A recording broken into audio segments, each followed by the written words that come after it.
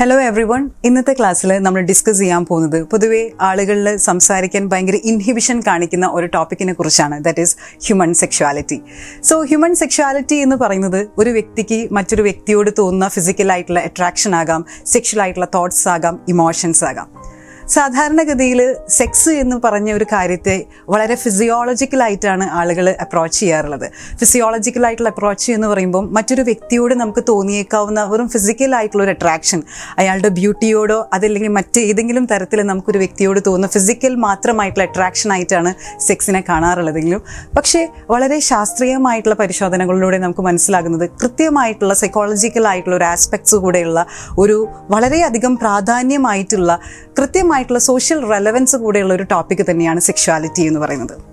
So ഈ sexuality എന്ന് പറയുന്നത് എവിടെ മുതലാണ് സ്റ്റാർട്ട് ചെയ്യുന്നത്, ആർക്കെല്ലാമാണ് ഇത് പോസിബിൾ ആയിട്ടുള്ളത്, അതല്ലെങ്കിൽ എവിടെയെല്ലാമാണ് ഇതിന് നമ്മൾ നോ പറയേണ്ടത്, അല്ലെങ്കിൽ ആരെല്ലാം ആയിട്ടാണ് നമുക്ക് ഇങ്ങനെ ഒരു കാര്യത്തിന് പൊതുവേ ഒരു ആക്സെപ്റ്റൻസ് ഉള്ളത് എന്നുള്ളത് ഇപ്പോഴും ഒരുപാട് ചർച്ചകളിലൂടെ പോയിക്കൊണ്ടിരിക്കുന്ന, ഒരുപാട് പൊളിറ്റിക്കലായിട്ടുള്ള ഒരുപാട് വ്യൂ പോയിന്റ്സ് ഉള്ള ഒരു വിഷയമാണെങ്കിൽ പോലും കൃത്യമായിട്ടുള്ള ധാരണകൾ നമുക്കതിൽ ഉണ്ടാവുക എന്നുള്ളതാണ് പ്രാധാന്യം. സാധാരണഗതിയിൽ ഒരു വ്യക്തിയിൽ എപ്പോഴാണ് സെക്ഷൽ ആയിട്ടുള്ള തോട്ട്സ് വന്ന് തുടങ്ങുന്നതെന്ന് ചോദിച്ചു കഴിഞ്ഞാൽ നമ്മുടെ സൊസൈറ്റിയിൽ പൊതുവെ പറയാൻ ഭയങ്കര മടിയുള്ളൊരു കാര്യമാണ് അത് കുട്ടികളിൽ ഉണ്ടാവില്ല, അതിൽ മുതിർന്നവരിൽ മാത്രമേ ഉണ്ടാകൂ എന്നുള്ളത്. തീർച്ചയായിട്ടും പറയുകയാണെങ്കിൽ നമുക്ക് സൈക്കോളജിക്കലായിട്ടുള്ള ആസ്പെക്ട്സിൽ പറയുന്നതാണ് നമുക്ക് സൈക്കോ സെക്ഷൽ ആയിട്ടുള്ള ക്യാരക്ടറിസ്റ്റിക്സ് ഉണ്ടാകാം. അതിൻ്റെ ഭാഗമായിക്കൊണ്ട് നമുക്ക് സെക്കൻഡറി സെക്ഷൽ ക്യാരക്ടറിസ്റ്റിക്സ് എന്ന് പറയുന്ന ചില കാര്യങ്ങൾ നമ്മൾ വളരെ ചെറുപ്പമായിരിക്കുമ്പോൾ മുതൽ നമുക്ക് വന്നു തുടങ്ങുന്നു. ചെറുപ്പം എന്ന് ഞാൻ ഉദ്ദേശിക്കുന്നത് നമ്മുടെ അഡോളസൻസ് പ്രായമാണ്. എന്ന് വെച്ച് കഴിഞ്ഞാൽ ഒരു 11 വയസ്സ് മുതൽ 18 വയസ്സ് വരെയുള്ള നമ്മുടെ പഠന കാലഘട്ടങ്ങളിൽ പോലും ഒരു പക്ഷേ നമുക്ക് സെക്കൻഡറി ആയിട്ടുള്ള സെക്ഷൽ ക്യാരക്ടറിസ്റ്റിക്സ് സ്റ്റാർട്ട് ചെയ്യും. അതിൽ സ്ത്രീകൾക്ക് വേറെ പുരുഷന്മാർക്ക് വേറെ ആയിട്ടുള്ള സെക്ഷൽ ക്യാരക്ടറിസ്റ്റിക്സ് ആണ് ഉണ്ടാകാറുള്ളത്. പെൺകുട്ടികളിലാണെങ്കിലും ബ്രസ്റ്റ് ഡെവലപ്മെൻറ്റ് ഉണ്ടാവുക, പ്യൂബിക് ഏരിയയിൽ ഹെയർ ഉണ്ടാകുക, അതേപോലെ തന്നെ അവർക്ക് ഗുഡ് ഫാറ്റ്സ് ഫേസിൽ വരിക, അതുപോലെ തന്നെ ചില ഇമോഷണൽ ആയിട്ടുള്ള പെട്ടെന്ന് ദേഷ്യം വരിക, പെട്ടെന്ന് വാശി വരിക, പെട്ടെന്ന് ചില കാര്യങ്ങളോട് അമിതമായിട്ടുള്ള എക്സൈറ്റ്മെൻറ്റ് ഉണ്ടാകുക. ഇതൊക്കെ വളരെ കോമൺ ആണ്. ചിലപ്പം ഏതെങ്കിലും ഒരു സിനിമാ താരത്തോട് പോലും വളരെ അൺറിയലിസ്റ്റിക് ആയിട്ടുള്ള ഇഷ്ടങ്ങൾ അവർക്ക് ഉണ്ടാകാനുള്ള പോസിബിലിറ്റീസ് ഉണ്ട്. എന്നാൽ പുരുഷന്മാരുടെ കേസിലാണെങ്കിൽ അല്ലെങ്കിൽ ബോയ്സിൻ്റെ കേസിലാണെങ്കിൽ ഇതുപോലെ തന്നെ അവരുടെ വോയിസിൽ ഭയങ്കരമായിട്ടുള്ള ഒരു ചേഞ്ച് വരിക, ഒരു അഡൽട്ട് വോയിസിലേക്ക് അവർ മാറുക, അവരുടെ ഒരു മാസ്കുലിൻ ഫീച്ചേഴ്സ് ആയിട്ടുള്ള ബോഡിയിൽ ഉണ്ടാകുന്ന ഒരുപാട് ചേഞ്ചസ് വരിക, ഫേഷ്യൽ ഹെയർസ് സ്റ്റാർട്ട് ചെയ്യുക. These are the common signs. So ഇതിൻ്റെ ഭാഗത്തോടൊപ്പം നമ്മൾ സാധാരണയായിട്ട് സൊസൈറ്റൽ ആസ്പെക്റ്റിൽ നോക്കുന്ന സമയത്ത് നമ്മളെ വീട്ടിൽ ചുറ്റുമുള്ളവർ പറയുന്നത് അദ്ദേഹം വളർന്നുകൊണ്ടിരിക്കുകയാണ്, ചെറിയ കുട്ടിയല്ലപ്പം വലിയ കുട്ടിയായി എന്നുള്ളതാണ്.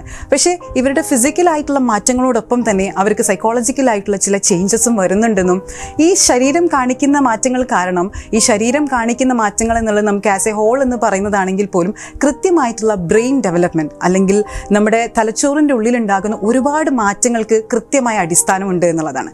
ഇതിൽ ഏറ്റവും വലിയ സിഗ്നിഫിക്കൻ്റ് ആയ ഒരു പോയിന്റ് എന്ന് പറഞ്ഞത് നമ്മൾക്കുണ്ടാകുന്ന ഹോർമോണൽ ചേഞ്ചസ് ആണ്.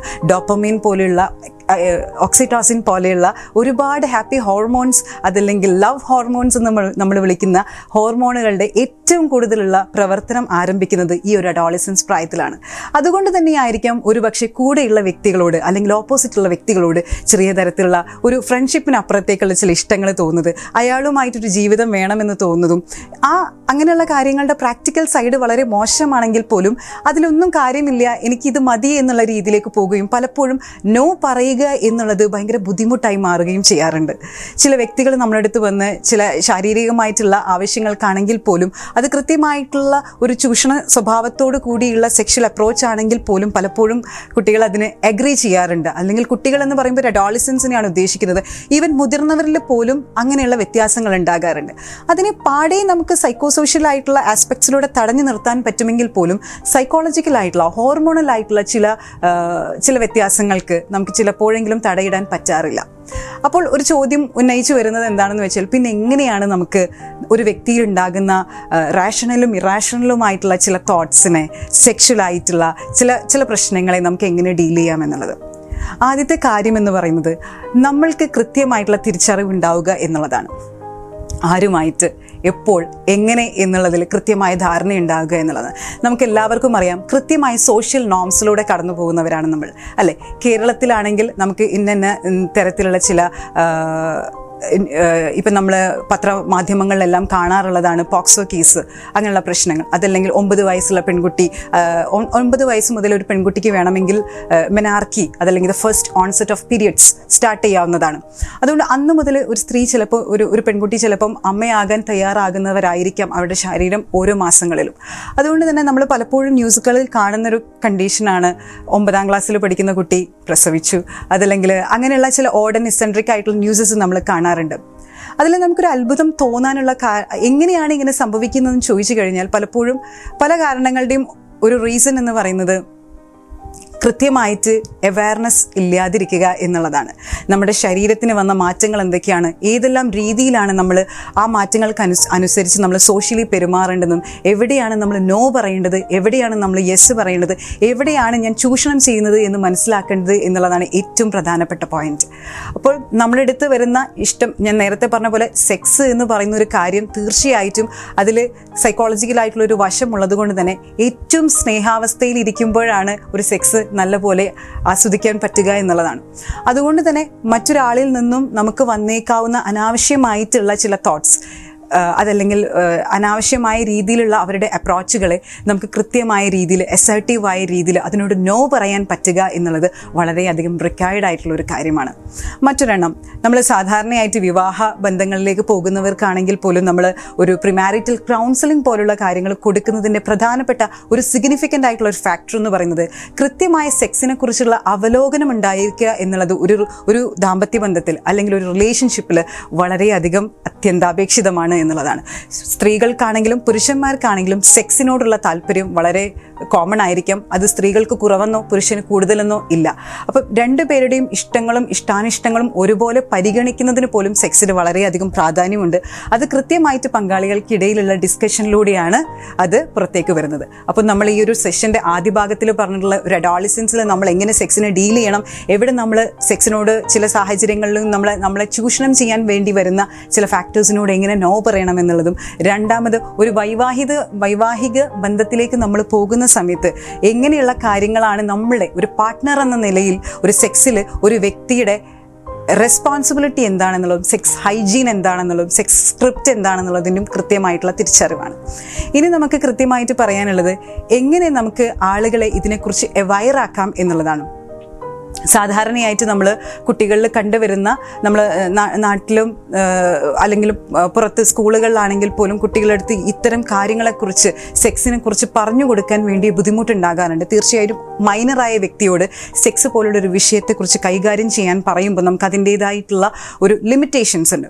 But still what is good touch, what is bad touch എന്നുള്ള വളരെ അത്യന്താപേക്ഷിതമായിട്ടുള്ള ചില കാര്യങ്ങൾ നമ്മൾ കുട്ടികളിലേക്കും എത്തിക്കുക എന്നുള്ളത് ഇതിൻ്റെ ഭാഗമായിട്ട് വരുന്നതാണ്. So sex as a whole നമുക്ക് പറയുകയാണെങ്കിൽ ഒരുപാട് ആസ്പെക്ട്സിൽ ഒരു മൾട്ടി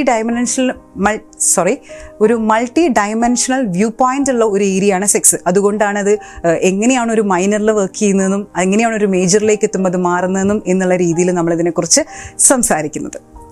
സോ ഇനി നമുക്ക് ഫൈനലായിട്ട് ഇതിൽ പറയാനുള്ള കുറച്ച് പോയിന്റ്സ് എന്താണെന്ന് വെച്ച് കഴിഞ്ഞാൽ, സെക്സ് എന്ന് പറഞ്ഞൊരു കണ്ടീഷനെ നമ്മൾ ഒരിക്കലും സമീപിക്കേണ്ടത് ഒരു മറ്റുള്ളവരുടെ മുന്നിൽ ഭയങ്കര മോശപ്പെട്ട് ചിത്രീകരിക്കേണ്ട ഒരു സിറ്റുവേഷൻ ആയിട്ടില്ല. നമ്മൾക്ക് എല്ലാവർക്കും അറിയാം, ഒരു മനുഷ്യ സൃഷ്ടിയെ ഉണ്ടാക്കാൻ പറ്റുന്നത് എപ്പോഴും ഒരു മനുഷ്യന് തന്നെയാണ്. ഒരു പക്ഷേ എന്നല്ല, ദൈവത്തിൻ്റെ അനുഗ്രഹം കൊണ്ട് മനുഷ്യനിലൂടെയാണ് മറ്റൊരു സൃഷ്ടി ഉണ്ടാക്കപ്പെടുന്നത്. സയൻറ്റിഫിക്കലി നോക്കുകയാണെങ്കിൽ സെക്സിലൂടെയാണ് തീർച്ചയായിട്ടും ഒരു കുഞ്ഞ് നമ്മുടെ ഇടയിലേക്ക് വരുന്നത്. അപ്പോൾ അത്രയധികം നമ്മൾ പ്രഷ്യസ് ആയിക്കൊണ്ട് കാണേണ്ട, വളരെ അധികം പവിത്രമായിക്കൊണ്ട് തന്നെ നമ്മൾ കരുതേണ്ട, വളരെ ഇമോഷണൽ ആയിട്ടുള്ള, വളരെയധികം സ്നേഹവും സാഹോദര്യവും അതേപോലെ തന്നെ ഒരു ഇഷ്ടം കൂടെ കലർത്തിക്കൊണ്ടുള്ള ഒരു ഇടപഴകലാണ് സെക്സ് എന്ന് പറയുന്നത്. തീർച്ചയായിട്ടും വളരെ പ്രൈവറ്റായ ഒരു വ്യക്തിയുടെ ലൈഫിലുള്ള ഒരു കാര്യമാണെങ്കിൽ പോലും നമ്മൾ പറയുമ്പോൾ വളരെയധികം ഞാൻ തുടക്കത്തിൽ തന്നെ പറഞ്ഞ പോലെ വളരെയധികം സോഷ്യൽ സിഗ്നിഫിക്കൻസ് ഉള്ള ഒരു ആക്ട് തന്നെയാണ് സെക്സ് എന്ന് പറയുന്നത്. അത് വളരെ റെസ്പോൺസിബിൾ ആയിട്ട് നമ്മൾ എത്ര ഭംഗിയായിട്ട് നമ്മൾ ആ വിഷയങ്ങളെ കൈകാര്യം ചെയ്യുക എന്നുള്ളതാണ്. പിന്നെ നമ്മൾ ഇതിനോടനുബന്ധിച്ച് തന്നെ പറയുന്ന മറ്റു കാര്യങ്ങളാണ് STDs, sexually transmitted diseases. Nowadays the number of STDs are increasing. ഒരുപാടാണ് സ്റ്റാറ്റിസ്റ്റിക്സ് നമ്മൾ നോക്കുന്ന സമയത്ത് STDസിൻ്റെ നമ്പർ കൂടിക്കൊണ്ടുവരുന്നത്. ഇത് ഒരു പക്ഷേ ഇൻഫെക്റ്റഡ് ആയ ഒരു വ്യക്തിയിൽ നിന്നും മറ്റൊരു വ്യക്തിയിലേക്ക് STDs പാസ് ചെയ്യുന്നത് സെക്സിലൂടെയാണ്. അതുകൊണ്ടാണ് നമ്മൾ ഇതിനെ സെക്ഷലി ട്രാൻസ്മിറ്റഡ് ഡിസീസസ് എന്ന് വിളിക്കുന്നത്. അൺപ്രൊട്ടക്റ്റഡ് ആയിട്ടുള്ള സെക്സിലൂടെ നമുക്ക് വിശ്വാസമില്ലാത്ത ആളുകളിലൂടെയൊക്കെ ഉണ്ടാകുന്നത് വളരെ കോമൺ ആണ്. വിശ്വാസമില്ലാത്ത ആളുകൾ എന്ന് ഉദ്ദേശിക്കുന്നത് എന്താണെന്ന് വെച്ച് കഴിഞ്ഞാൽ അവിടെയാണ് സെക്സിന് ഒരു വിശ്വാസത്തിന് വലിയൊരു റോളുണ്ട്, അല്ലെങ്കിൽ ട്രസ്റ്റിനൊരു വലിയ റോളുണ്ട് എന്ന് പറയുന്നത്. കൃത്യമായിട്ടും ഇതിൽ എൻഗേജ് ചെയ്യുന്ന വ്യക്തികൾ ഏത് ഒബ്ജക്റ്റീവാണ് അവരതിന് തിരഞ്ഞെടുക്കുന്നത്, ഏത് തരത്തിലുള്ള ലക്ഷ്യമാണ് അവർക്കതിലുള്ളത് എന്നുള്ളതിനെ നിർണ്ണയിച്ചുകൊണ്ട് തന്നെയാണ് ഈ വിഷയം നമ്മൾ കൈകാര്യം ചെയ്യേണ്ടത്. എന്നിരുന്നാലും ഇതിൻ്റെ ഒരു സ്പിരിച്വലായിട്ടോ അതല്ലെങ്കിൽ വേറെ ഏതെങ്കിലും ഒരു സൊസൈറ്റിയിലായിട്ടോ ഉള്ള ഒരു ആസ്പെക്റ്റ് നോക്കുകയാണെങ്കിൽ അൺപ്രൊട്ടക്റ്റഡ് ആയിട്ടുള്ള, ഒരിക്കലും നമ്മളുമായിട്ട് നേരിട്ട് പരിചയമില്ലാത്തതോ വളരെ ചുരുക്കം കാലഘട്ടത്തിൽ മാത്രം നമുക്ക് പരിചയം ഉള്ള വ്യക്തിയുമായിട്ടും നമുക്ക് അനാവശ്യമായിട്ടുള്ള ഇത്തരം ബന്ധങ്ങളിൽ തുടരാത്തതാണ് വളരെ നല്ലത്. കാരണം നമ്പർ ഓഫ് പാർട്ട്നേഴ്സ് അധികമായിട്ടുള്ളവരിൽ അല്ലെങ്കിൽ പോളിഗമി പോലുള്ള കണ്ടീഷൻസ് ഉള്ളവരിൽ ഇത്തരത്തിലുള്ള ഇൻഫെക്ഷൻസ് ഉണ്ടാകാനുള്ള ചാൻസും അത് മറ്റൊരാളിലേക്ക് പാസ് ചെയ്യാനുള്ള ചാൻസും കൂടുതലാണ്. ഇതിൽ വളരെ കോമൺ ആയിട്ട് നമ്മൾ നൗഡേയ്സ് കാണുന്ന STDsൽ ഒരെണ്ണമാണ് എയ്ഡ്സ്. ഇത് വളരെ കൂടുതലായിട്ട് കണ്ടുവരുന്നത് കൊണ്ട് തന്നെ നമ്മൾ സ്കൂൾ വിദ്യാർത്ഥികളിലാണെങ്കിൽ പോലും ഈവൻ കോളേജ് കുട്ടികളിലാണെങ്കിൽ പോലും നമ്മൾ വളരെയധികം സീരിയസ് ആയിട്ടാണ് STDsനെ കുറിച്ച് സംസാരിക്കാനുള്ളത്. സോ ഈ ഒരു സെഷൻ കണ്ട് നമ്മൾ ആസ് എ ഹോൾ ഉദ്ദേശിച്ചിട്ടുള്ളത് എത്രത്തോളം റെസ്പോൺസിബിൾ ആയിട്ട് നമുക്ക് സെക്സ് എന്ന് പറഞ്ഞൊരു കാര്യത്തെ, ഒരു വിഷയത്തെ സമീപിക്കാം എന്നുള്ളതാണ്. ഇന്നത്തെ സെഷനിൽ നമ്മൾ ആസ് എ ഹോൾ ഡിസ്കസ് ചെയ്ത് വന്നിട്ടുള്ള പോയിന്റ്സ് എന്ന് പറയുന്നത് സെക്സ് എന്ന് പറഞ്ഞിട്ടുള്ള ഈ ഒരു വിഷയത്തെ എത്രത്തോളം നമുക്ക് റെസ്പോൺസിബിൾ ആയിട്ട് ഡീൽ ചെയ്യാം എന്നുള്ളതാണ്. ഈ ഒരു വിഷയത്തിൽ നമ്മൾ എടുക്കുന്ന പ്രിക്കോഷൻസ് എന്തൊക്കെയാണ്, ആസ് എ പേഴ്സൺ നമ്മുടെ സോഷ്യൽ റെസ്പോൺസിബിലിറ്റീസ് എന്തൊക്കെയാണ്, ഏതൊക്കെ തരത്തിലുള്ള കാര്യങ്ങളാണ് നമ്മൾ കൂടുതൽ അവെയർ ആയിരിക്കേണ്ടത് എന്നുള്ളതിനെ കുറിച്ചാണ് നമ്മൾ കൂടുതലായിട്ടും ഡിസ്കസ് ചെയ്ത് പോയിട്ടുള്ളത്. സോ അവസാനമായിട്ട് അതല്ലെങ്കിൽ വളരെ ഇമ്പോർട്ടൻ്റ് ആയിട്ട് ഇതിൽ പറയാനുള്ളൊരു പോയിന്റ് എന്ന് പറയുന്നത് സെക്സ് വളരെ ഇമ്പോർട്ടൻ്റ് ആയിട്ടുള്ള ഒരു വ്യക്തിയിൽ സിഗ്നിഫിക്കൻ്റ് ആയിട്ടുള്ള ഒരുപാട് ചേഞ്ചസ് വരുത്തുന്ന, വളരെയധികം മാനസികമായും ശാരീരികമായും വ്യത്യാസങ്ങൾ കൊണ്ടുവരുന്ന ഒരു വിഷയം തന്നെയാണ്. അതിനെ വളരെ ഉത്തരവാദിത്വത്തോടു കൂടി നിങ്ങൾക്ക് എല്ലാവർക്കും കൈകാര്യം ചെയ്യാൻ പറ്റട്ടെ എന്നുകൂടെ ഇതിനോടൊപ്പം പറയുന്നു. നന്ദി.